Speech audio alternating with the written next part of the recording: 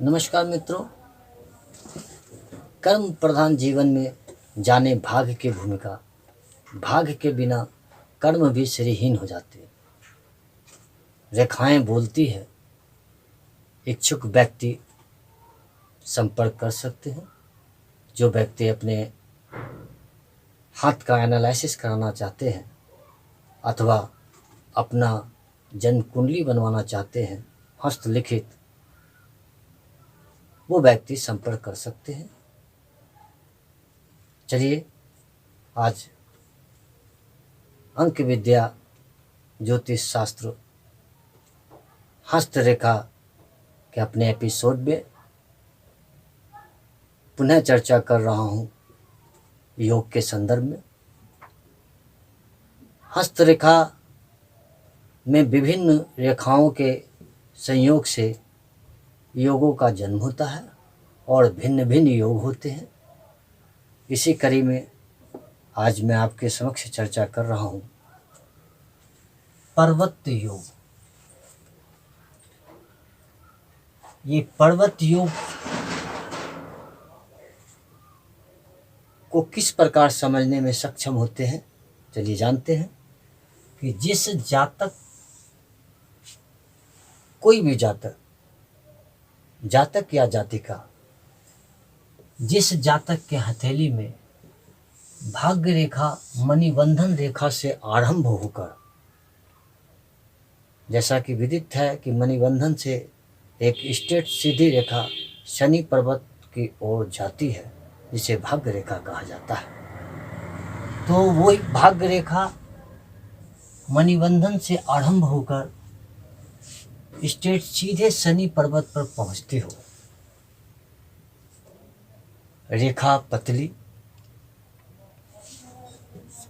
गहरी और स्पष्ट हो, और साथ ही यह ध्यान रहे कि उक्त रेखा में किसी प्रकार का दोष नहीं होना चाहिए, अर्थात बिना किसी विघ्न के हो और अपने उद्गम स्थान पर मछली का आकार हो। जहाँ से ये भाग्य रेखा का उद्गम स्थान है, उस उद्गम स्थान पर मछली का आकार होना चाहिए।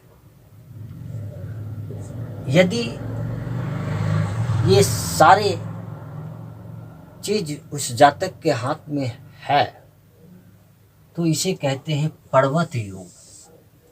जिस भी जातक या जातिका के हाथ में होता है तो उसे पर्वत योग कहा जाता है। तो अब तो समझे कि ये पर्वत योग, अब पर्वत, इसका फलाफल क्या होता है, चलिए चर्चा करते हैं कि जिसके हाथ में पर्वत योग होता है, जिस भी जातक या जातिका के हाथ में, कोई स्त्री भी हो सकती है, तो वो व्यक्ति स्वयं भाग्य का निर्माता होता है, या स्त्री हो या पुरुष हो। जिस भी जातक के हाथ में पर्वत योग होता है वो व्यक्ति अपने जीवन में स्वयं ही भाग्य का निर्माता होता है। जीवन में जो भी कार्य करते हैं वो व्यक्ति जीवन में जिस भी प्रकार का कार्य करते हैं, भाग्य उनका पूरा पूरा सहयोग प्रदान करता है।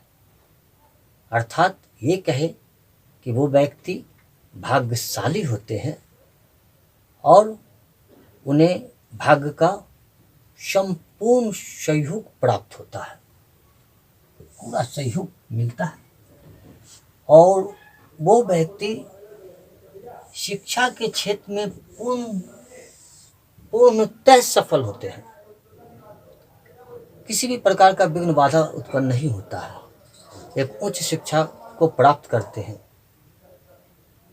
उक्त व्यक्ति का जीवन का जो एक लक्ष्य होता है वो अपने लक्ष्य को भेदन करने में पूर्णतः सफल होते हैं।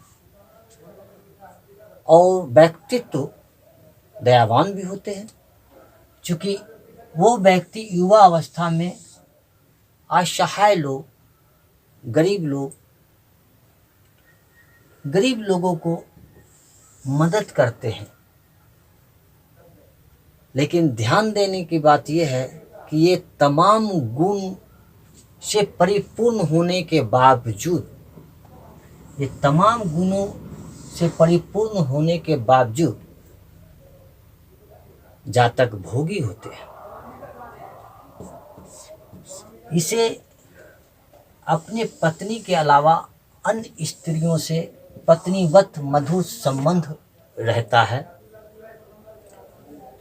समाज में इनकी प्रशंसा होती है, मान सम्मान प्रतिष्ठा को प्राप्त करते हैं, इन्हें संपूर्ण मान सम्मान मिलता है और जीवन में इन्हें किसी भी प्रकार का अभाव नहीं होता है। मैं इसे यहीं विराम देता हूँ और फिर मैं नए विषय को लेकर आपके समक्ष उपस्थित होंगे। एक निवेदन, ये हमारा एपिसोड आप लोगों को पसंद आ रहा हो तो इसे अवश्य सब्सक्राइब करें, मित्रों के साथ शेयर करना ना भूलें।